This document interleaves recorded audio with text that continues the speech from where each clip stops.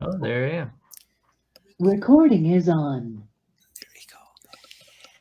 Hello, everyone. I'm here today with Stefan Pokorny, who is the creator, I don't know, what the artist who came up with an amazing idea, just a great idea for all geeks out there in the world. For people like me who love to see beautiful art but sucks at creating it, he created this thing called Dwarven Forge, which is the easiest way to have terrain for your miniatures.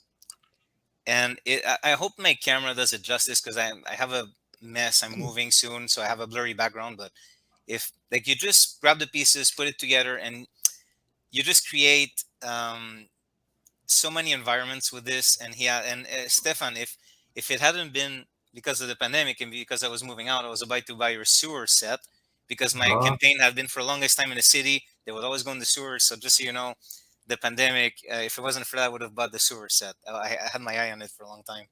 oh. Uh, but hello, I'm talking too much. Hello, welcome to the show. How you doing? No, well, thank you. And I love the way you pronounce my name, Pokorny, and you roll it, Pokorny. Yeah. because I'm an American, right? But my father was from Prague, Czechoslovakia, Yes. and he immigrated to America, when he was like 23. And but I was adopted and then grew up in Manhattan, New York, Manhattan, and so I can't roll the R like like a true Czech, you know. Yeah. Pokorny, Pokorny, and I roll mine like a Spaniard. I don't know if that's how Czechs do it. yeah, you're probably not doing it the Czech way, but it Probably. still sounds a little better than the way an American says it, The thing is not to because all North Americans they try to do it with the throat, like But the thing is, like people as a joke, like that joke when you see someone you find attractive and you go, "Rrr," that's the actual people actually do it. They don't realize it's the tongue. Anyway, pokorny. And Pokorny. any Czechs watching this, you can like criticize the hell out of both of us if you want. Arriva. Mm. Arriba with Yeah, the tongue. arriva. Um, and yeah, so it's Dwarven Forge. yeah. By the way, I have to tell you something. This is the second time we talk. Oh, Yes, okay. We're many years ago, you went to Montreal for the Fantasia Film Festival for the movie The Dwarvenaut, which is a ah, documentary about you.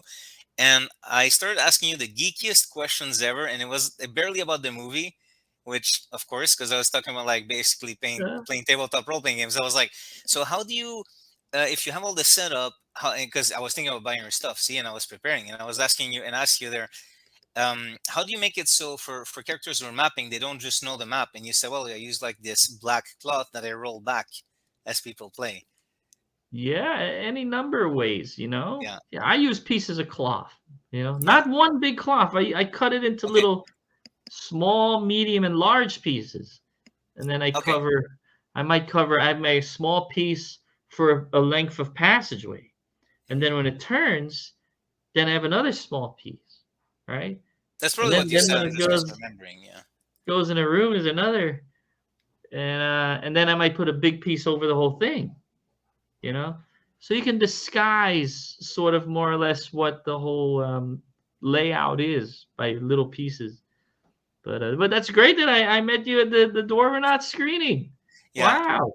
Did you and as a side note, your idea with the patches is good because if someone has a torch, if someone has a candle, like there's different ranges of lighting, and Yeah. it's easier if you have patches. So Yeah. anyone who's not a geek right now is completely lost, I think. But it's fine. And what was it gonna, my show is weird. I just invite whoever I want to talk to. So sometimes I'm talking martial arts, sometimes I'm talking about geek stuff, and who knows? Like I have some Yeah. guests. I don't want to talk about it yet because we haven't done the Yeah. show with them, but Yeah. the chaos that is my show is I don't It's chaos. know. Well, I mean, I could describe it a little bit. There's a game called Dungeons and Dragons.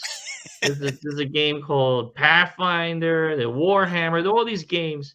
There Yes. people use the miniatures, and they use little miniatures, little characters that are like tokens, so you know where everybody is. And what I create is environments, miniature environments that you can move the pieces through, like dungeons, labyrinths, or even houses, castles, or Yes. wilderness, and you move the pieces around so everyone knows where. And so what I'm known for is making the wilderness, the terrain. That's my claim to fame. So if you're new to the hobby, and that's what I do, like miniatures. I make miniature models. And there's something I want to ask you. So many questions of you as an artist, but first, before I forget to ask you, were you when you were in Montreal? Did you enjoy any movies at the Fantasia Film Festival? Did you have time to sit and watch movies Oh wow, as a spectator? No. it's all a big blur to me because when the Dwarvenaut came out, we started getting invited to all these festivals, Mm, and so we went to so many different ones that they all now blur in my mind. I mhm, don't remember which that's fair. which memories are from which festival and which country. So it was mostly just when I say which country, it was just America and Canada. Wait, was there another? Did we go somewhere else? No, it No, looks I like you're think it was bragging. just that. Yeah, I I've don't seen so think many it countries, went. I don't remember. We did not go to England or anything like that. You Okay. know, but exciting news. We had it on Netflix for a couple of years, Yeah. and then that ran out, and they didn't renew it, and so it hasn't been available for years. And we are now going through this process of re-releasing it.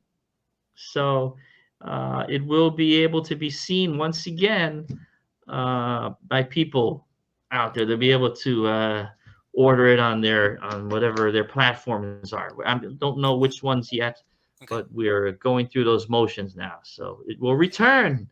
The Dwarvenaut will return. Something that struck me when I was watching the documentary about you, the Dwarvenaut, and your company. First of all, I want to give you a compliment, and I'm not necessarily gonna like. I want to say like I'm someone. If we disagree on something, I'll say it. But I'm not. I don't invite guests just to backpat them. But this is a very legitimate compliment. I think you're a very brave artist because you took chances with your product. This is something that was unprecedented, and you had a vision and for the idea that you could grab this and make it so detailed and make it so it looks so beautiful and the quality. And this, by the way, it's like you can drop it. It's not gonna break. It's not gonna scratch. It's like and it's not like this rough thing you put on the Dwarvenite. table. You're not gonna break your table putting it on the table. You're not gonna scratch it. It's just the material, the quality, what it looks like. But you believe in your product, and it's so niche that you took some financial risks, I believe, right? Oh yeah. Initially, yeah. I mean, of course we take risks in life, but for me it was a passion, and I started off as an artist, so I was a painter and sculptor, and my hobby was Dungeons and Dragons. So that was like what I did when I wasn't painting or sculpting. I would sometimes play D&D, and I got into collecting the little miniatures and Hmm. painting them. But at that time, all we had was like graph paper. Yeah. And I got frustrated. I said, well, the miniatures are so beautiful and we paint them and then we just put them on this flat piece of paper. I wish there was a cool actual dungeon that we could put them in. And I couldn't find anyone. I couldn't find it anywhere. And after I thought, I'm a sculptor. I'll just make it, Hmm. And I started first doing things out of cardboard.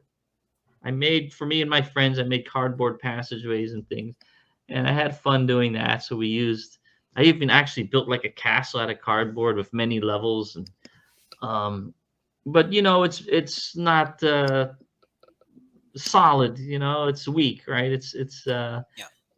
So it's fine for you and your friends. But I was like, you know what?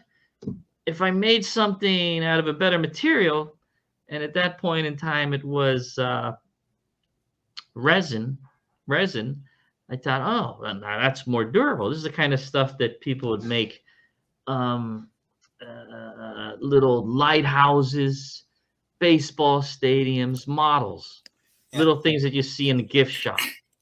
And I was working for a company that was doing these little things. I was painting Hmm. prototypes of baseball stadiums, famous lighthouses. I painted the Empire State Building. I painted all kinds of different things. And I liked the material. And I was like, wouldn't it be cool if this heavy material that looks so lifelike if I just made dungeon walls. And I was, growing up, I played with Lego and stuff like that, and I was like, it should be modular, because Mhm. then you could play with it again and again, and you could use it Yeah. again and again. So I And can that, make yeah, the like this, or I modularity can like, is the key. I mean, no, That's the key element, because I had seen, you know, miniature castles, right? Or from fish a tanks and cave. such. You could buy a cave. Maybe there's some official things you could get, a fortress or cave or a house. But once you use it once, it's always the same. Yes, So that's exactly. what I wanted was something that you could use again and again. Mhm. And that's when I put my mind to it. I said, let me figure this out. I wanted floors. I wanted different walls. They had to fit together. How could we do it? I did some studying on it, and I came up with those first designs, and they were nice. But I had made mistakes in the beginning. It wasn't easy sailing. I cast them in white and then painted them. And what we realized after a while, after I sold my first few hundred boxes, um, I was like, wow, after a while, the paint chips off of it. Mm. And so the beautiful painted pieces, we got little white chips. And it looked horrible. I was like, oh my God, this is terrible.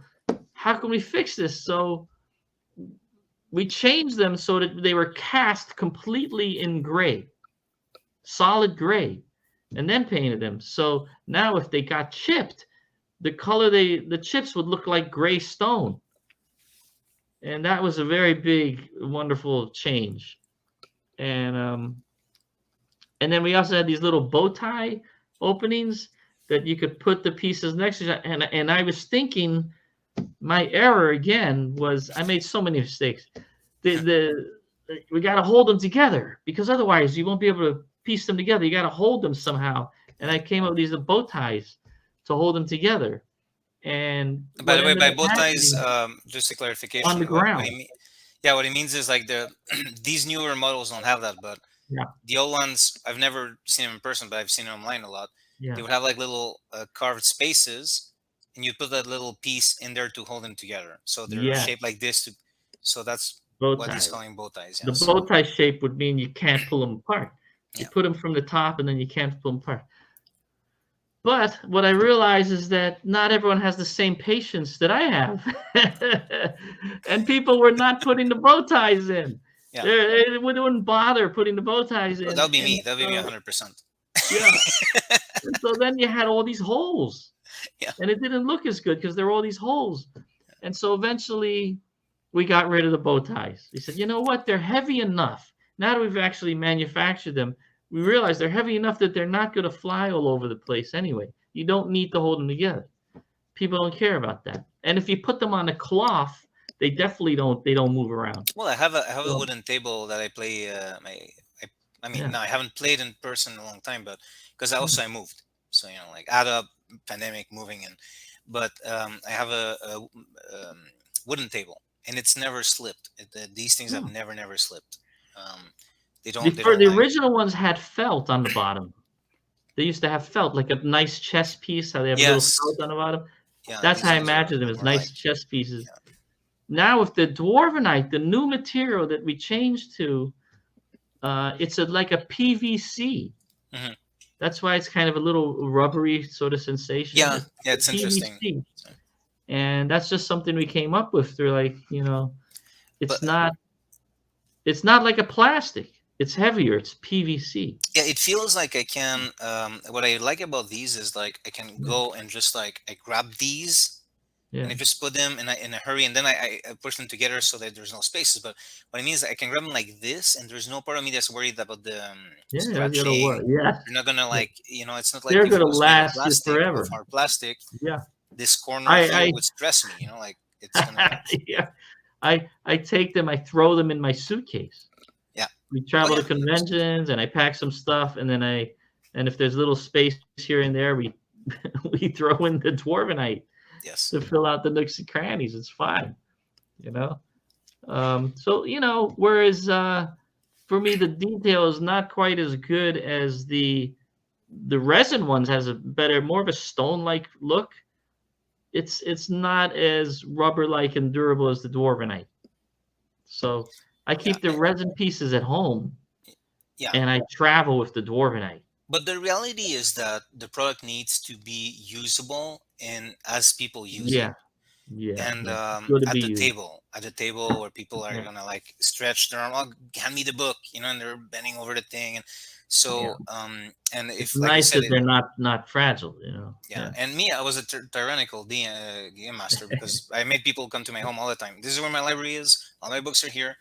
Uh, We're gonna play at home. I don't like carrying all of that stuff. yeah. And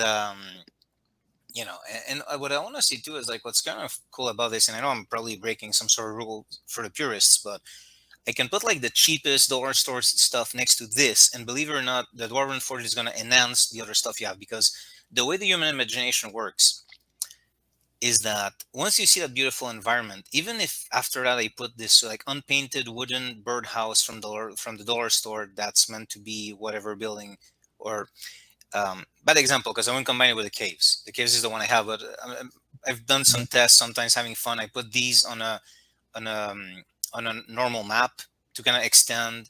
And what I realized is that the human imagination is very powerful, because I thought like, oh, maybe this will be worse in the sense that once I put something so beautiful next to something so basic, it's going to destroy it, and I might as well just go one or the other. But I realize is that once you have that foot in this like beautiful environment, like the way this cave looks for your miniatures, the human imagination extends into the more basic stuff as well. So for people who want to start slow and like, by like, I think some people, what happens, they can get intimidated. Like they see all the beautiful sets, like full towns done on the Dwarven Forge website, and they're like, oh my god, how much is that going to cost? But a Yeah. basic set is like what, $40, I think, or something. Correct me if I'm wrong, maybe it's more, I don't know. Well, But unpainted, you could get maybe one room unpainted you have for to try like it out, yeah, or maybe for low somewhere price, around 100, I 55 think, maybe, basic. 55. If you want to Yeah. get like 2 or 3 rooms, it could cost you like maybe 110. Yeah, get a feel for it, and you Yeah. can definitely use the other stuff with it, and you um I know for me it worked, because I kind of realized like once you have that footing and like, oh, this is nice, it's like your imagination is filling the gaps for you. It's kind of like a horror movie where you don't see everything, but so you can, the human mind, especially people who play D&D, it's all about the imagination. So the human mind will kind of extend what needs to be extended, and once you have a texture for something, Yeah. it's like you'll extend it where it needs to go. So yeah, and of course, That's if right. if it wasn't for the pandemic, I would have already had like a year's table of this by now. I'm Well, still little looking at by the little, source. Yeah. I mean, there is a bit of an intimidation factor sometimes because they see people that have $20,000 setups, and they can build an entire village or a huge castle. Yeah. But we all started out, most of us, even me, with just a couple of little rooms. Yeah. The Even same way me. Game Master starts. Like, how do you? Yeah. Oh my God, how do I create this world, dude? Right. Start with a small dungeon. You'll go from there. The very first year, all Yeah. people had for an entire year was just a couple of rooms, some passageways, rooms, and then they'd have to wait a year till I did something else, and then we had, a diagonal room. Now you can make diagonal walls, and they have to wait another year. It started off real slow. A lot of people didn't understand this. Now we do these incredibly elaborate Kickstarters, but in the beginning it took a good 5-6 years, and it was fine with people because they only had to spend a couple $100 a year, but by 5 years later they had like $1,000 setup, and they could build something. But I think so people are intimidated. They see this stuff and they're like, I don't want to just buy one room or 2 rooms. I need to do the big thing, and then they end up spending $5,000 or $6,000. And we do have a lot of people that pledge $5,000 or $6,000. Like they go all in. We usually have an all-in pledge that's around $5,000 or $6,000, and they go all in. Yeah. And then they don't have to think about it because there's so many options. They just give me everything. Wow. And Must it's be nice. amazing to me. Hundreds and hundreds of people, something like 500 or 600 people, will go all in on that pledge every year. Who has that? Like Vin Diesel? Like who bought regular people, $5,000 to $6,000 they'll spend. Regular people, Yeah. It can't all be actors and millionaires. But I mean, because of the, I was thinking of someone with a lot of money who likes D&D. I don't know. It's just the name that Yeah. came up to me. Who knows? Well, they're like the Joe Manganiellos of the world. Yeah, there He you does go. have a whole basement of my stuff. Yeah. But you have to think, when you think about it, it's not unlike a painting, or a lot of people buy luxury things, and it's a luxury item, and but do they get as much use out of it? I Oh mean, my the God, yes. people that buy $5,000 of my terrain, they use it like every week. Yeah. Sometimes twice a week. They use it again and again and again, and they can rearrange it and rearrange it. And the amount of hours that they get out of it, when you think about it, it ends up being a real bargain after a few years. You're like, That's man, a I good spent this way. money, but Yeah. I really use it a lot. Yeah. You go That's a out good to way a to look at it. dinner, you could spend a few $100s on a really fancy dinner, you and your family, and then it's over, right? But you spend a few $100s on the terrain, and you can use it again and again for your entire life. So, Well, I mean, the memory of a nice dinner can also last for a long time. But the I think memory that's. can, But the there's memory wisdom can, to looking at. Okay, yeah, what am I investing in? Because yeah. if you buy something and you will use it for a very long time, then is when the cost is It's worth relative. it. Of course, as long It's as you can. worth it then. But I wanted to You're mention it getting bang because for your buck. yeah, You're I wanted getting to the mention it bang for your because buck. as a businessman, maybe you're thinking like, don't tell people to buy less. But I think when I'm helping in letting people who are No. intimidated know you can start Yeah. small and it can work with what you already have. It can And definitely work. I'm not trying to sell it. I'm an artist, I'm basically. making jokes. I'm making jokes. I'm not really. I did get a business started, but that wasn't my intent. My intent was, as an artist, to share something that I wanted for myself and that I thought other peoples would like. Yeah, And sure, they sure so, did. Yeah. and that's why I was so successful, because I just did something that I knew I wanted for a game that I was very passionate about. And I knew what to make because I was a player, I am a player. Yes. And that's what we still do. We continue to just do the things we would love to have. And so, but the other, what I was talking about was you can spend $5,000 and then 10 years later, those exact same pieces are still in such good shape that you could sell them on eBay. And it happens sometimes. People say, Oh, the old ones I are want to sold get for married, for a or lot. I have to move somewhere else. I have to sell my collection. And they will sell it for at least as much as they bought it for. Sometimes they sell it for more than what they bought it for. The original ones are worth Yeah. a lot, I think. So it's a great investment. It's like an investment you buy and you can sell it for more later. But in meanwhile, all those years you enjoyed it. Look, I And it just hope didn't go whoever down in bought them. value. It went up in value. I just hope they insured their Dwarven Forge. Whoever bought that much Dwarven Forge, Sure. they better have insured it. And then they have photographic proof that they have it. But I want to, by the way, I want to ask you, you as an artist, and correct me if I'm wrong, because now I'm going by memory. I never research anything when I have guests because I figure it'll make the conversation more interesting if I have questions. And I think it was Italy that you like to go to, right?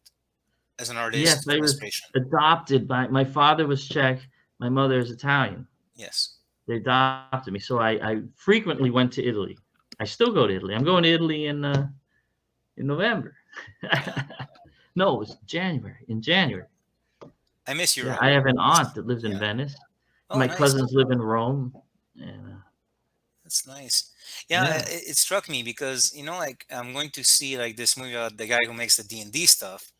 I mean D&D, like the tabletop role-playing game stuff, and then I see you going to Italy and all that, and I'm half Spanish, and I really miss Europe right now. Like today, I was thinking about it. I was like, it's even a different environment. It's a different vibe because, for example, like here in North America, it's almost like this idea that if you're going out later in the evening, it's almost like, oh, it's an adult thing. But in Europe, I haven't been to Italy, but I'm pretty sure it's fairly similar. Like in Spain, you have like people taking out the kids, and like it's more of a communal experience, I guess. And you have like they're beautiful plazas, and it's just, man, I miss Europe, and I don't know. I guess I wanted to share it with different feeling, yeah, it's a different feeling, right? Yeah, it's a more social town square aspect to cities in Europe, yeah, America is like there's a lot of highways highways and malls, you know. Yeah. I grew up in New York City. New York City had in the 70s, it had that feeling of like almost like a village, believe it or not, Really? where, and then my supermarket was down on the corner, Oh, in the that sense. bars were across the street, haircuts, everything was in walking distance. Like Like, pockets yeah, of the city. then we didn't learn how to drive. We would just walk to all our local people that we needed to go to, you know? And for me anyway. And then my father, who was an architect, he had his business in his house, in our house.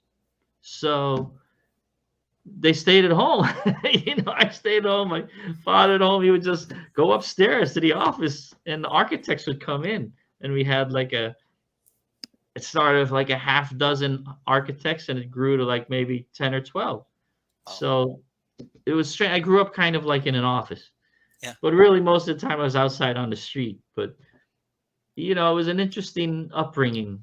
And maybe some of that rubbed off on me because I used to watch the architects build models, and they would build these buildings and models. They would cut styrofoam and they would, back in the days before computers, Yes.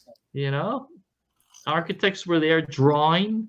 They had to draw and they had erasers. And if you had a skyscraper, if you had a building that had 100 windows, you had to sit there and draw 100 windows. Can you imagine? Oh You're my gonna God. get a computer and do one window and then multiply it by 10. You have to draw every single window. Oh. And so that's what I grew up around. This sort of old school architectural mentality. And it helped me later in life. And when I designed the Dwarven Forge, because I had to sculpt every single stone, right?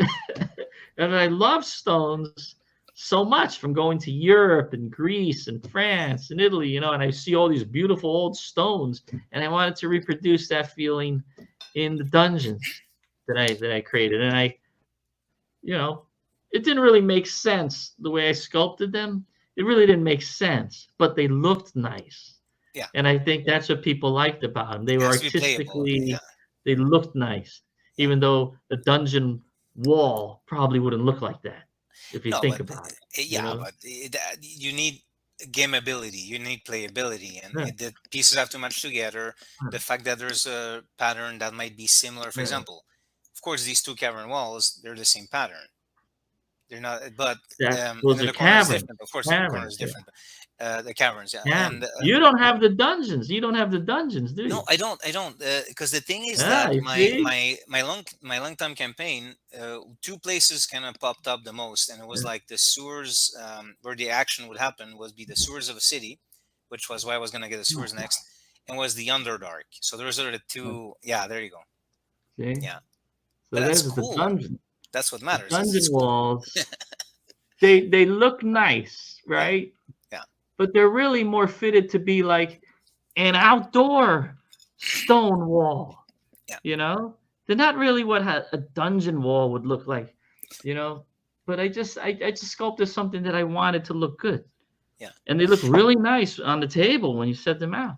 It's iconic, and it's also an iconic look in pop culture and the minds of players. I think it's important also to recognize symbolism, iconic imagery. These things are important too. And by the way, as a side note, we're talking about Italy and we're talking about castles and all that. Like my family comes from my dad's side, half Spanish, and my family comes from Castilla y León in Spain, from León. Yeah. So if you want to talk about and that's where they filmed I don't know if you know the character of Alatriste, the Captain Alatriste. Do you know that character? No. Okay, it's a series of Spanish novels, but it was translated, and it's during the time of the Inquisition, all that. So it's like this swashbuckler guy, and he deals with a lot of plots, and he's not the smartest. He's good with a sword, so it's kind of like an imperfect hero, And it's basically the adventures of this like mercenary who has a code of honor. Sounds like a kind of Conan type. Not exactly. I mean, he's a little more upper class than that. Lower class. He's kind of like a working man hero, if you will, because he's a mercenary sword for hire, but he's not like You know That's like Conan. where Conan's always one step ahead. Mercenary. But Conan's always one step ahead, whereas like Alatriste is kind of like more of a realistic macho hero. Like he's kind of like this typical macho Spaniard, you know. But he's Ah, also he falls into traps, you know, because there's politicians, there's nobles who will outwit him, and then he has to get out with oh, his sword. So it's kind of like anyway. All that to say that he was played by Viggo Mortensen in the movie they filmed years ago, because Viggo Mortensen was raised in Argentina and he speaks Spanish, and he was what was the name in of the movie? What was the name of the movie? Alatriste, Alatriste, and Alatriste. triste in Spanish means sad, by the way. So there's like I Similar think to there's a little, Italian, yes, Italian as well. yeah. So I think there's a little pun there, you know, like maybe I don't know. And do I have the oh my god, did I put the books away, dude? I'm moving out, and I had them right there days ago. Anyway, and all that to say that they filmed in Leon. In Leon in Spain, where my family comes from, and even Yeah. Viggo Mortensen said like I'm convinced that Triste is from Leon, you know. So if you Wow. want to at some point explore a city that you work in the modern city, but it still has a lot of, It's a especially if you medieval type city in if you Leon. dude, there's a street, an alley, there's an alley called La Calle del Matasiete, which means, if I translate, the street of the Kill Seven. And this is named wait, this is named the Kill Seven because it's one dude who one day had 7 duels in a row and killed all the 7 dudes. So that alley is called the Calle Oh, de Matasiete. And wow. it's like you're walking a D&D town basically. Well, not anymore, Yeah, but you can see the remnants of I adventure love it. and The swordsmanship Kill and 7 Street. Wow. Kill 7th Street. Street of 7 kills. Yeah, but it's this is where the Spanish slang comes in, because you would say like the los siete asesinato, no, not assassination, but siete muertes, like the 7 deaths, you know, or something. 7 dead. But then you kind of have the slang like matasiete is like the kill 7. You kind of talk like that, like, and it's kind of like a slangish way of saying that guy is look at mira el matasiete, look at the kill 7.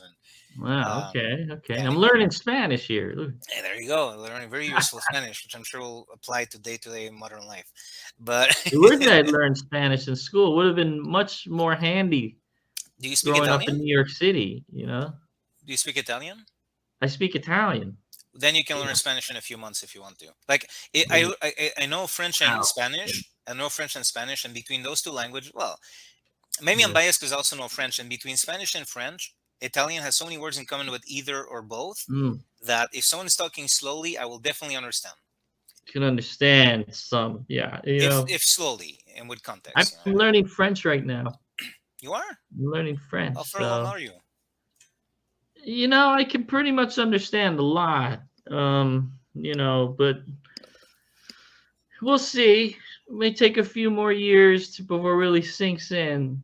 You know, I studied it in school. I studied in school, but I was a very bad student because I didn't want to learn it.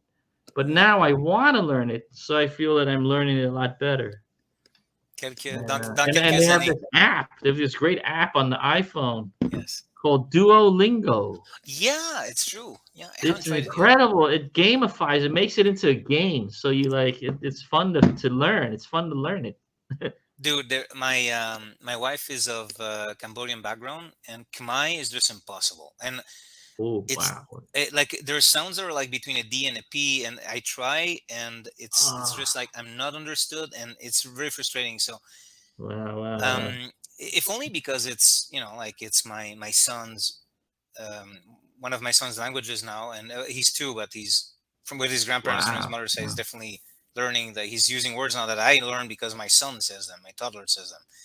But that language is impossible for me. It's very frustrating. Cambodian. That's nuts. Wow. Yeah. Amazing. Yeah, so my son is has 4 ethnic backgrounds at this point, cultural, whatever you're gonna call it, is because I'm like he's gonna be a smart kid. He's super learning smart. all this at once. He's smart. Yeah, you know what he would bilingual. do. Yeah. Well, now he's bilingual because I haven't thrown French and Spanish at him yet, because I didn't want to overwhelm him. But I think now that he knows words, I can start. Like he's learning them very fast, so I think I can actually start with French and Spanish. By the time he's 10, he's speaking 4 languages. He's gonna be a language genius. Yeah, hopefully. That's a cool thing to be.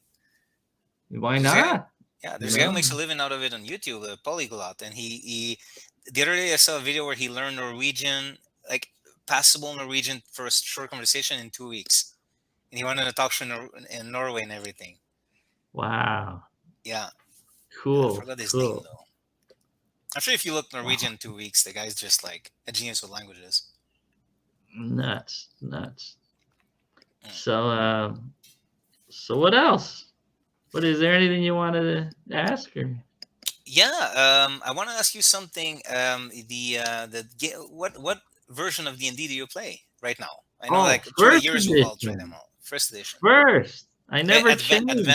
Advanced first, you mean, right? AD&D. Okay. First edition. I'm Not like the very little curious. boxes, like not chainmail, not the box. It's the first edition where you had the player's handbook, the dungeon master's guide.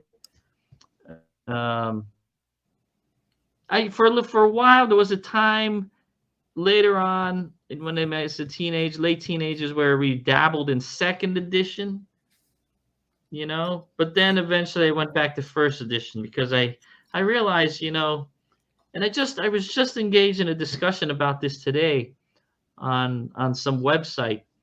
I think it was the old school D&D website, and yeah, second edition they tried to make everything a little more perfect, and they tried to give you like extra tax and extra this and extra that. Yeah. And so we were all excited about it as players, like, oh, my character can do this and that now and this, and we Yeah. started, and everything just started getting more complicated.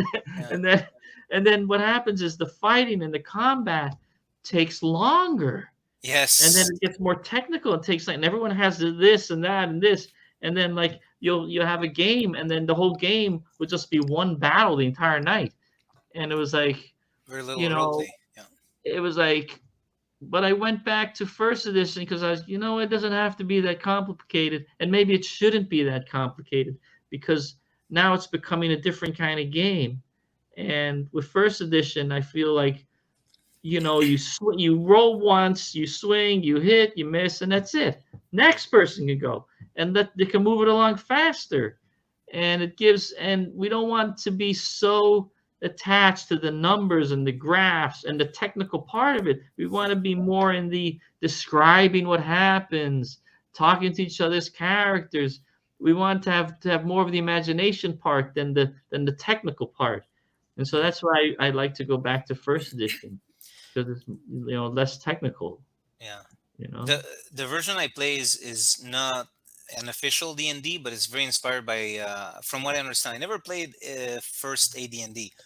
I got on board with D&D during third edition, which if we're not talking about extra attacks even and like more complexity, complicated, right? But the one that I just fell in love with and I've been playing the longest, and that's the game I ran for years, the one for which I bought some Dwarven Forge, has been Castles and Crusades, which from what I understand, power level, classes available, inspiration is very much in the same vibe as D&D first edition. And they work with Gary Gygax and I just love that version of the game. To me, is like, for what I need out of the game, is my perfect version. For me, everyone has their needs. Everyone has their, what they like. But like you, it was really about just letting people tell their story, and the rules being there to supplement, not getting in the way, not worrying. And what happens when the combat takes too long? What's going to happen is you're going to have either a session of only roleplay or only combat, because you don't have room for both. Right. And that's, you want to be able to mix it up. You want to be able to have like, and there were, the first edition wasn't perfect either. There were things that a lot of people that we just discarded. We just didn't use because that makes it too complicated. So we just didn't use it. Yeah. And almost everyone I know that played D&D, like, there's certain things they didn't use, like speed factors. Yeah, every weapon has a speed factor. No one really bothers to get in. And different weapons to different things versus different armors. Mm-hmm. Armor class adjustment.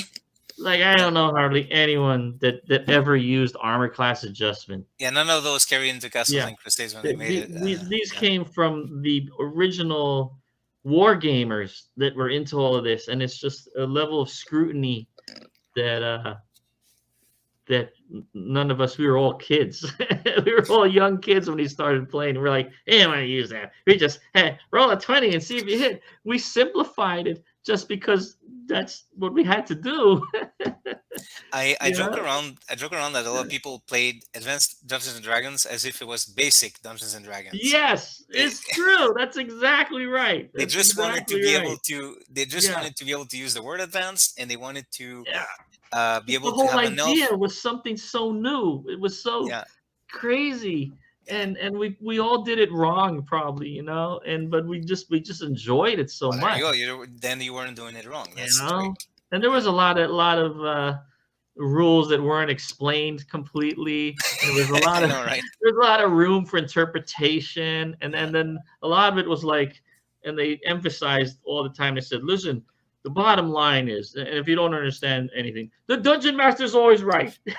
But So whatever that the meant dungeon you had to master trust. says, Yes, that's what you have to follow. And so and that made that's everything easy. No one could argue yeah. because you're like, listen, you can't argue. He's the referee. He's the game master, and whatever he says, you hit or you miss. That's the way it is.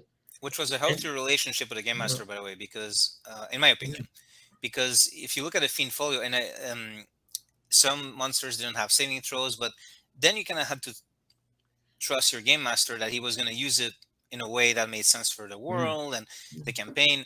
And now it's like the rules are written in a way where it's almost like they're making sure that the game master cannot derail from.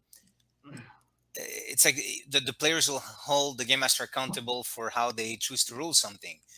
oh yeah, you get more rules lawyers now Yeah, with the yeah. more later editions. It's like now there's the power has shifted, so there's now much more power to the players, and now there's like the And they see a dynamic game has master changed.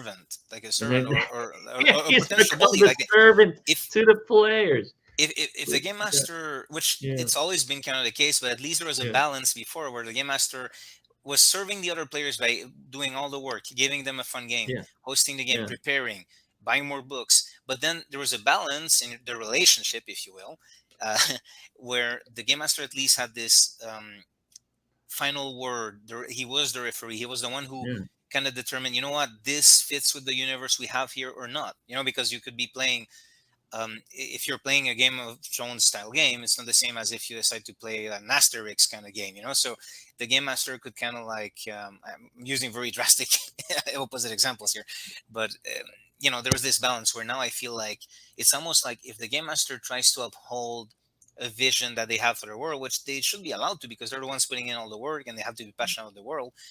If they kind of try to uphold something, you see online reactions like, "Oh, my game master doesn't allow me to be um, a raven person. My game master is a bully." It's like, well, no, maybe the game master, like, he has this many hours to put into this world.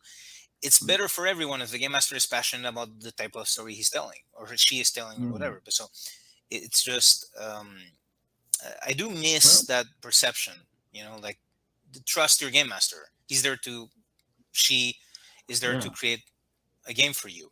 Like, It's an interesting thing what you're bringing up, and I think that like in the beginning, a lot of people, we were really encouraged because there wasn't that much out there in the beginning. We were very encouraged to create our own world, mhm, and to really make it up.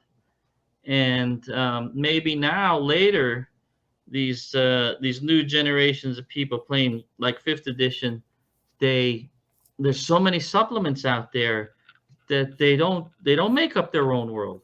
They're playing in these worlds that are given to them. the players tell the You game know, master what the world is going to be just by the fact that, oh, you know what, I'm going to play a even the mare. game master is not making the world. The game master is also buying a world. Yeah, They're not making up their own world. They're buying a world that already exists. They're becoming part of a community that exists, yeah, and so they are. It's not the same dynamic as when you go to someone's house and they've actually made up everything. They've created everything. And so, like the author of a book, yeah, you're stepping inside their novel, their book. yeah. That was more of the feeling of like the dungeon master have created the world and you are the guests in that world. Yes, You and know? as a player, I find it more interesting to discover a new world than step in and me as a It player really telling game master, "This is going to be the world I'm playing in." it made a That makes no big sense to me. difference, Yeah. and it still does. It makes a big difference if you have a good game master. If you have a bad one, it's But that's much true better no matter what. if you That's have true a no matter very what. good game Of master. course. Obviously, it's a better game. Yeah. It's like if Yeah. you have a good book versus a bad book, Yeah. you know. But you know, you can have good players and bad players too. You know, Yeah. you can have a good Oh group, you can have a yes. great group, and you can play for years and years together and have the time of your lives. If you have a good chemistry, if you have a good group dynamic, Yeah, that's what happened to you me. know. Yeah, Some of we us played get for years. lucky and we are in good groups for a while, you know. Other groups aren't as good and then they dissolve, Yeah. people fall off, and then you try to find another group, you know. Well, Yeah. and that's how life is, you know. Yeah, because some people want to play casual, others want to be a lot into the role play. There's so many reasons why Yeah. someone Some might. people prefer the combat, some people prefer the Mhm. role playing. Yeah. Some people like this system, others like that system. You know, Right. there's so many possibilities. But it all started from Dungeons and Dragons, Gary Gygax and Dave Arneson. It all Yeah. started from there. You Yeah. know. The two originals. Yeah. Yes. It's yeah, what they created is just amazing. It's just amazing what they created, you know. Amazing And what they've created. It really is. yeah, You know, and like it obviously changed my life. And yes, you know, from now that's how I make my living. yeah, And it's just such a great community. I've met so many great people over the years, going to conventions and meeting the actual Gygaxes, meeting Gary Gygax, and now I'm good friends with his sons and daughters, and yeah. it's an amazing experience for me. I pinch myself all the time, you know. Yes, This, this is your work. This is what you do. but You got to play. you're talking about the Gygaxes, and to me, that's another reason why I guess I see Castles and Crusades as a very legitimate current D&D aspect. To me, the field tone is, and the fact that he worked with Gary Gygax, that was the company he was working for before he passed. Um, Mm, no, not for with. I should say with. The wording is important here. He's the creator of D&D. He was working with them, and he was making products. So to me, it's like that. And he said something along the lines that if he had a say in how what the third edition was going to be like, it would have been more like Castles and Crusades. So to me, ah, I almost feel, and this is my opinion. I'm not asking you to throw your hat in there, but me, I will say this for myself. I think that Castles and Crusades is the true D&D right now because of those aspects. And ah. the current one, and this is not disparaging. I don't mean that as a disparaging way, Mm. but I see the current one as fifth edition, kind of like someone compared it online to a young adult novel, which I think is a good comparison. It's not a bad Mm. thing to be a young adult novel style, but I think the style is different now, and people don't want their characters to die as much, and they want more Yeah, whimsical yeah, adventures. yeah, So, and again, nothing wrong with it. I'm not talking yeah. about it being wrong. I'm just saying there's different It's tastes. different. It's a different kind of thing. Yeah, Yeah, yeah, which yeah. which Where is first totally fine. edition is more. It was more like. I feel like the first edition was There more are like a boobies and test, a challenge. It yeah, was a more challenge yeah, oriented, where the you were trying not to die. You know, you yes, were as a challenge, and used to have competitions. You would go to Gen Con and you would play in tournaments, yeah, and it was D&D was seen more of a, okay, how can we survive this dungeon? hmm How can we survive through these monsters and get the treasure? And it was less of a how can we role play and more of a how can we work together as a team to overcome these challenges. And it was more, the thinking was more like a war game, no in the expectation of beginning. of success. Like people didn't Yeah. expect to win. And Yeah, if you failed, your character would get killed. you horribly. know? Yeah. Yeah, especially if And the game now, master really went for what it would mean for someone to be yeah. devoured by an acid like blob, or Yeah. Yeah. you would you can It either was a just more say it. adversarial Yeah, situation between the dungeon master and the players. yeah, Adversarial, yeah, like that's why they would often, well, you hear people say, "Oh my, he killed me. The dungeon master killed me." you know, but yeah. It no, it's used to not. He be. didn't kill you. Yeah, You failed in the game of the challenge that was presented to you, but it always felt like, well, the dungeon master killed me, But it's kind of like Game of Thrones, in my opinion. Yeah. Like when spoilers for a show that's over 10 years old, I think. When Ned Stark dies in season 1, you can see the kind of like, okay, there is some bad luck. There's also like a logical Yeah. sequence of events that leads to that character dying. And a Yeah. good game master will never try to kill someone because they want to target them. It's just the sequence of It's events just combined with stuff luck led to happens. this, Stuff and people happens. Yeah. understood that. They were and Ned Stark Yeah. dying feeds the story. And in old D&D, like you had like maybe your character at level 1 died, and then Yeah. 5 levels later, one of the other players who picked up his pair of boots is still talking about your character's boots because those are still the boots he wears. Like, so you still had like an appreciation of you're all building a story together. It's not necessarily about winning all the time. And what I liked about the first edition was that I liked the fact that characters couldn't do everything. Mhm. The magic users can't do almost anything. All they can do is cast these few spells and then just use their wits, right? Yeah. The fighter, they're built for fighting. The thieves, they're built for sneaking around, picking lock. Every character had something that they were very good at, but they couldn't do the other things. So you needed to work together. And that's what I loved about it and still do, is that you have to work together as a team because you can't do everything yourself. In order to get to the next room, you need the thief to pick that lock. The thief can't get there without you, the fighter, to kill the orc that's in front of the door, right? And you don't know that that's the door you want to get into without the priest casting some augury spell that tells him, oh, what we're looking for is over there, right? Like everyone had a role to play. And I think now in these later editions, hey, whatever edition you want to play is fine. But the difference is now every character seems to be able to do everything. So you don't need each Yeah. other as much. I'm kind of in the I middle. want my character to pick locks, to fight, and use magic. Everyone can do everything. So it's not really as special as you didn't have to work together and figure out as much together as a team. In my mind, I don't know. I agree with you with like a caveat. And the caveat is they should at least be able to try within reason. And what I mean by that is, again, which is why I like Essos Crusades in that sense, is that like everyone can try to do something, like, Yeah. but But they're not good at it. exactly. Whereas I, they should still be able to try at least, and maybe they can get lucky, like, but You within can reason, try in first there's some edition. lucks that you'll never be You able can to try. unlock. You're not gonna. Yeah. You don't have a good chance at it. You're not gonna. Like you can use a magic user. You could have them use a sword.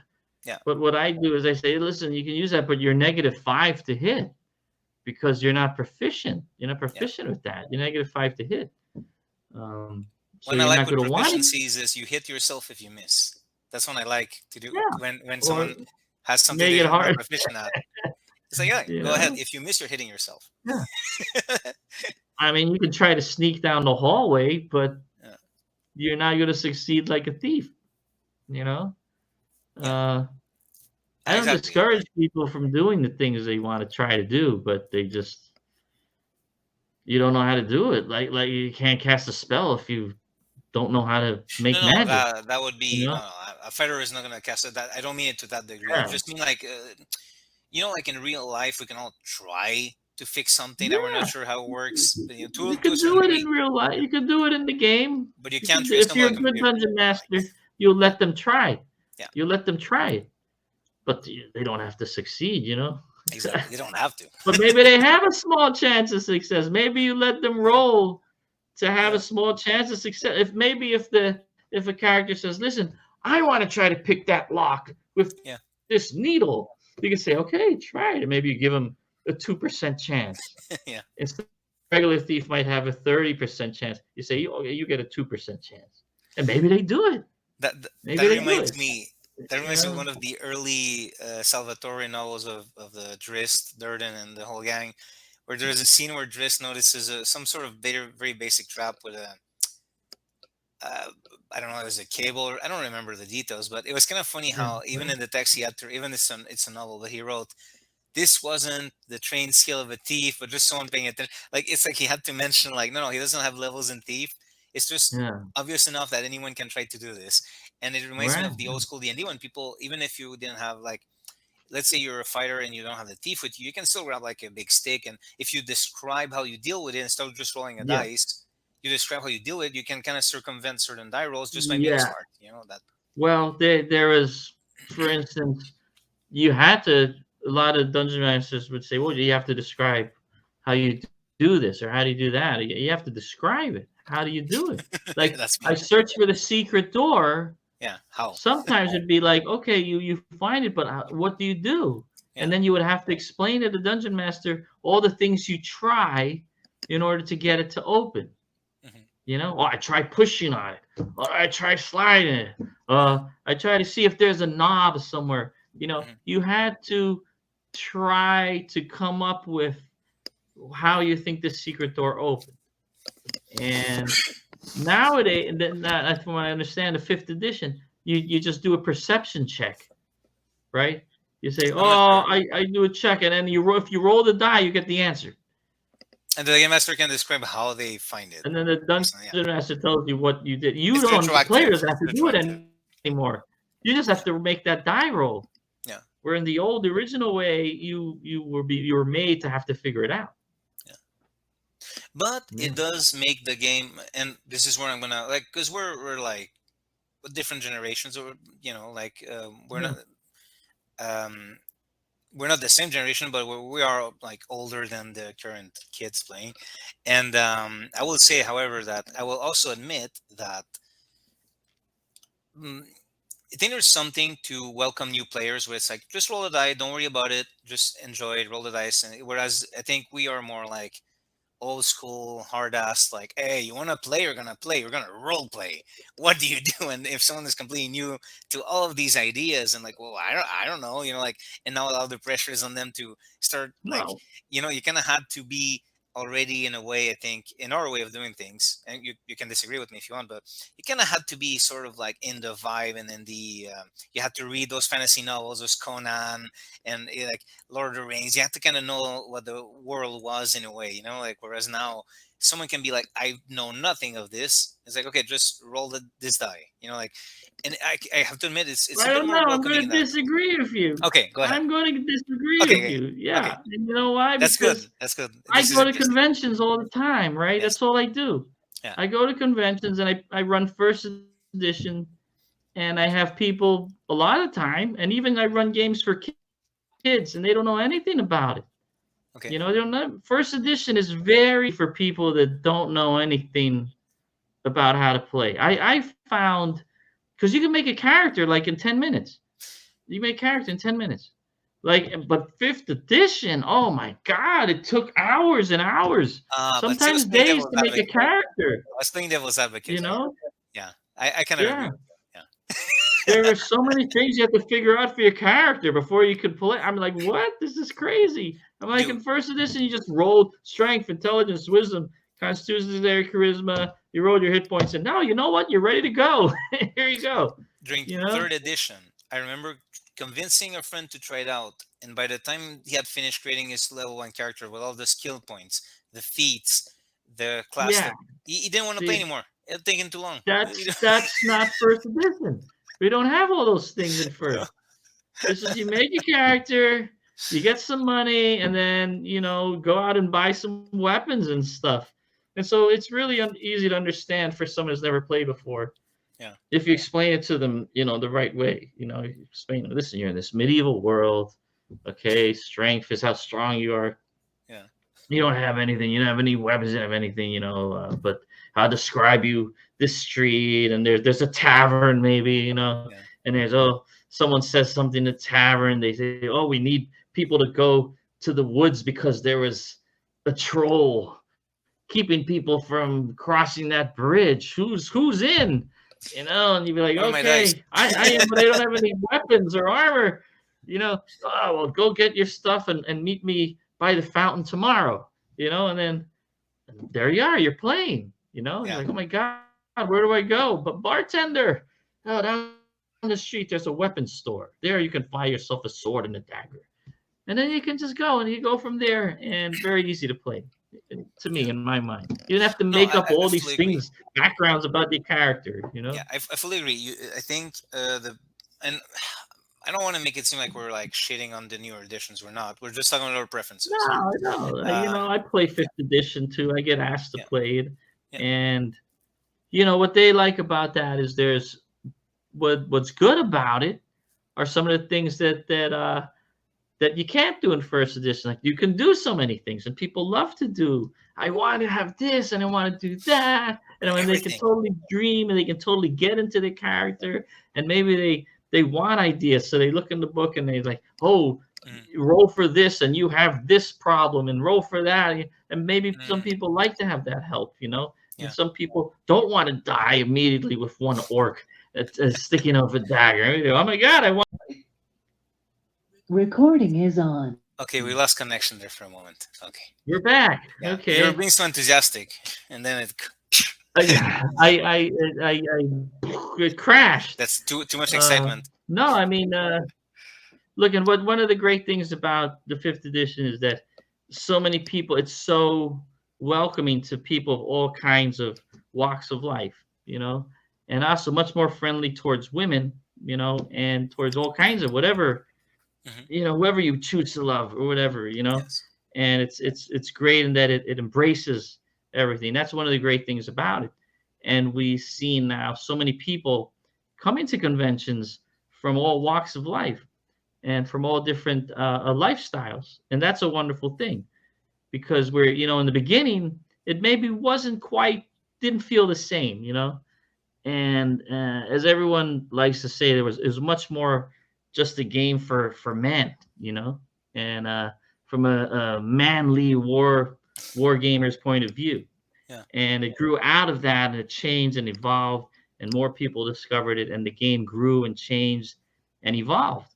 Hmm. And so in that sense, in those ways, I think it's marvelous, and I'm open to playing that way. I go to play fifth edition, and we get in these crazy games, you know, and it's much more out there. You know, I think it's much more like, wow, they make up crazy. I was in this game where we went in a ship, and the ship was being powered by a tentacled creature that lived in the hold, Oh, and then Spellbound. we were Yeah. fighting dinosaurs in the jungle, and I mean, there's all kinds of crazy, wild things were happening, you Yeah. know, that was kind of bizarre, but everyone was having fun, you Yeah. know. So there's more than one way to play, you know, and Can I whatever, can I you know.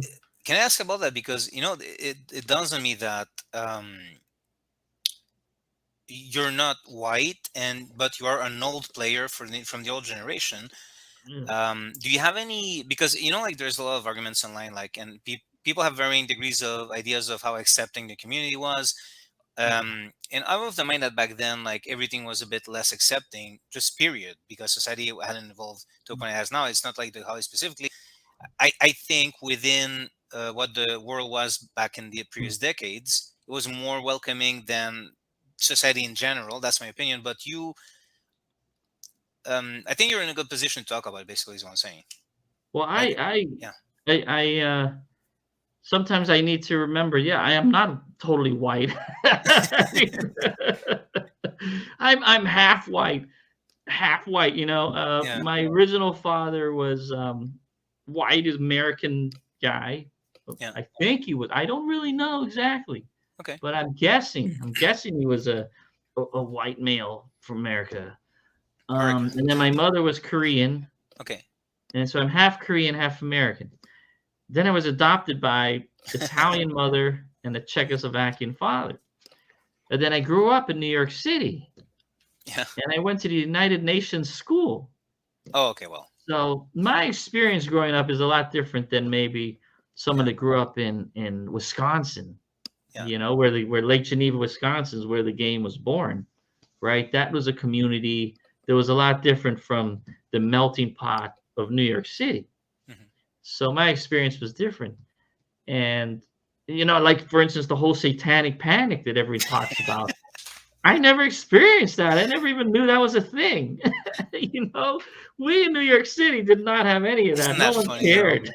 Isn't No that one cared funny? about Satan or satanic panic. Yeah. We had our problems of our own on the streets of New York, and playing the game, whatever game it was, Dungeons and Dragons was seen as something nerdy that was not a bad game, but parents were like, "Oh, thank God he plays Dungeons and Dragons and this nice game and stays indoors and keeps out of trouble." Yeah, it doesn't get into gang fights or So yeah, so with the chains. parents in New York were like, "Oh, great! No, we have nothing to worry about. He's playing Dungeons and Dragons with his friends. Yeah, he's a nerd. It's He's not fine. out there shooting people and dealing drugs." So But wasn't that it was a suburban? different I might be experience for wrong. me. The satanic panic doesn't. At Yeah, least it sounds like a suburban problem. Like I don't yeah, know, I like think it people was who have a so much time, they have to suburban. create them. You know, like And it was the Bible Belt area, right? I think it was something that happened more about in these areas where people actually went to church like every Sunday. yeah. Like I didn't go to church every Sunday. I don't know anyone that went to church every Sunday. Like Not in New York, I don't think. not in New York, although there are people that do it. They Yeah, well, weren't the I'm people sure. that I knew, Yeah, So I didn't come from a yeah. religious family. So I don't know about that experience. Yeah, there's something funny, and I don't mean any disrespect to anyone, but as No, someone who doesn't believe in God, for yeah, me, from my point of view, there's something funny about people believing in a book of rules that I don't really believe in. But well, I mean, I can believe in being good to other people if those are the rules we're talking about. But I don't believe in religion itself, the God and all that. But to me, there's something funny about people talking like, "Oh yeah, this guy walked on the water and blah blah blah," and then that's goes, pretty "Oh, out there, isn't and it? those D&D players are confusing reality," and I'm like, Yeah. Those guys are confused, but my God did all these magical things. Yeah. you know, "Shoot." Well, we're going to get in trouble now. We're going to You know, get in I'm just so gonna much say it then. So to trouble. me, from my, and I Yeah. might be wrong. I might die, Yeah. and then I go in front of God, and He's like, "You didn't Yeah. believe in me? No, you're going to hell, smartass."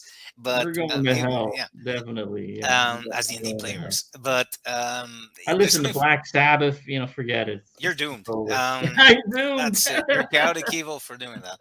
And Yeah. but it's just funny to me how like people are talking about like, oh yeah, this guy totally turned water into wine and walked in water, blah blah blah, and then they go like, but this other book about things that people know it's fictional when Oh, they they have play. spells. They cast spells. I So don't they're the know. ones, to me, they were the ones confusing reality, There's and projecting on kids having fun, like they didn't understand the game. There was a lot of misunderstanding. yeah. They didn't actually understand what was going on. Mm. All they cared about was there's this book, Dungeon Master's Guide. It looks like it has a devil on the cover. I don't know what that is. It's got to be bad. Someone It else did have a said it deal. was bad. I don't know how to play, but I'm just going to say it's bad because they told me it was bad. Yeah. I mean, there was a lot of misunderstanding, and eventually, finally, I think they figured out that what, it was just a game. It's just a game, and actually, it's not about devil worshiping or anything like that. It's a team game where actually everyone plays on a team and they're on the same side, and it's a better game than this games like Monopoly where you're actually trying to bankrupt each other, or other games just trying to kill each other. You're not trying to kill each other. You're trying to save each other. Yeah. You're trying to do goals together. It's a team game. But but they It's a also, that's wonderful game. because the company You know? TSR was the company that had D&D back then. They really had to present a family-friendly front during that time. Like between first and second edition, the assassins went away as a class. There were no assassins, like stuff. They Yeah, they tried to change some things. yeah, Now they've yeah, gone back to, they're like, there was a time, yeah, when they took out all the devils and demons mhm, out of the monster manual, yeah, right? yeah. It was like, wow, we have to call them something different. There's no more Asmodeus and Yeah, Beelzebub and what was it again? you know, Oh my God, there's a time when I would have known this. What were the terms that they replaced them with? I don't remember Anyway, because doesn't I didn't matter. play those editions. I was Yeah, like, no, there you go. I like my Asmodeus. I still playing first edition. you know, What, what's your now? we're already over an hour, so we I think we're gonna end soon. But I gotta ask you, of course, I gotta ask you this: what was your longest played character of D&D? Who was Oh your? God, no, I didn't really have. I was the dungeon master almost the whole time. I I see. didn't really have characters, you know. I love the creative part of the game where you get to build worlds and draw maps and dream up histories. And so I didn't have.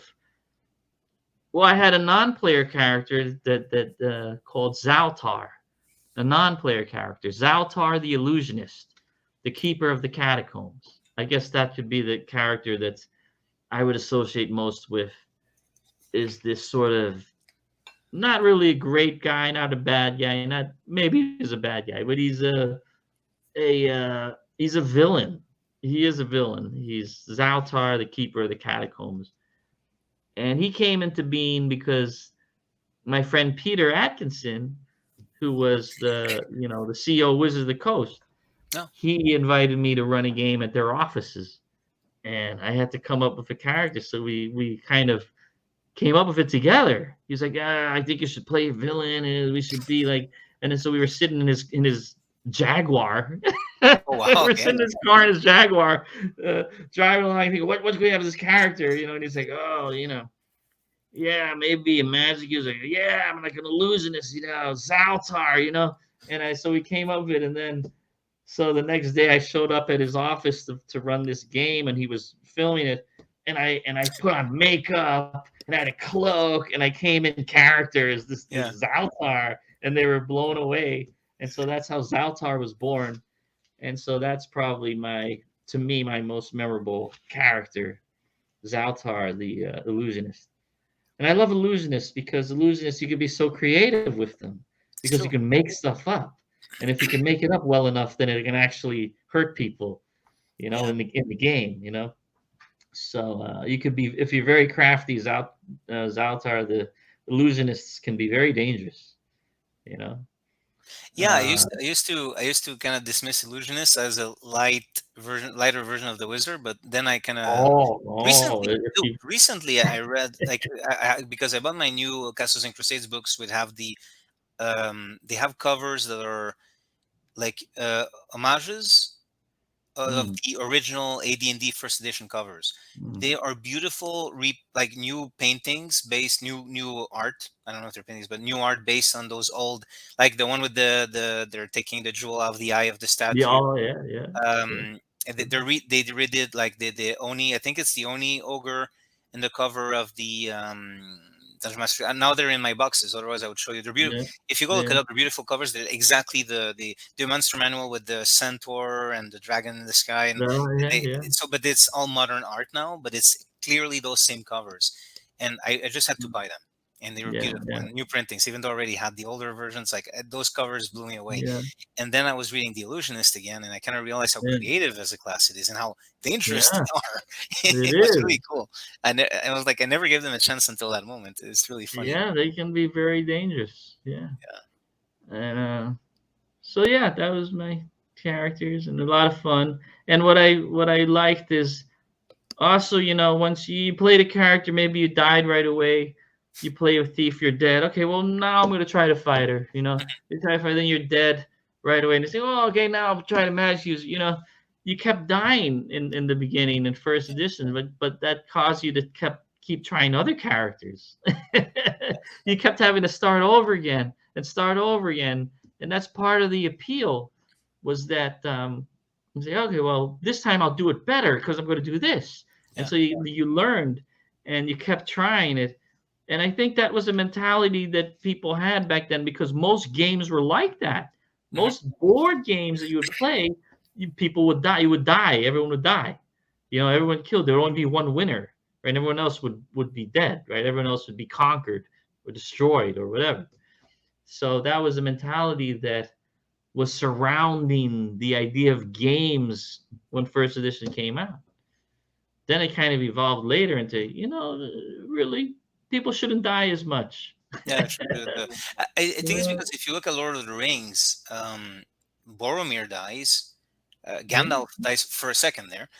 So I Yeah. think also ingrained in the mentality was the possibility that we're telling this grand story, and it's about the story, and characters might die, but the story People continues. die in stories. But the story continues, yeah. And I think that was the mentality back then. Whereas now, everyone wants to be the main character in a way, and then you have to make room for all the main characters. It's not about the campaign anymore, But I guess. also, don't forget it was a game invented by war gamers. Very You true. know, they Very true.